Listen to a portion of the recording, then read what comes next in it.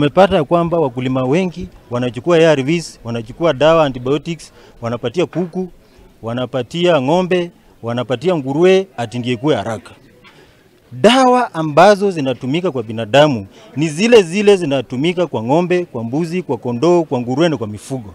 Tafadhali wakati unatumia vibaya hizi dawa kwa mifugo na katika ukulima, hivyo ndio unajaribu kuleta hii resistance tunaongelea ambayo tunaongelea leo. Ni kwa sababu unapatia hizi viini uwezo wa kudevelop resistance, na ndiposa mgonjwa anapopata ugonjwa ambao ni pneumonia, inaweza kuwa ni diarrhea, inaweza kuwa ni TB, inaweza kuwa ni ugonjwa aina nyingine ama hata malaria. Wakati anakuja kwa hospitali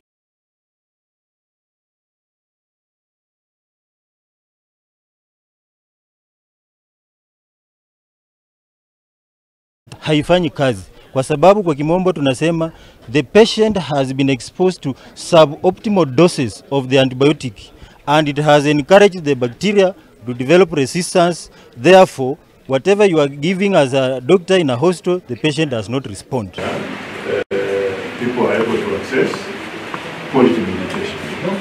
So those are some things which we may not have a real role of resistance.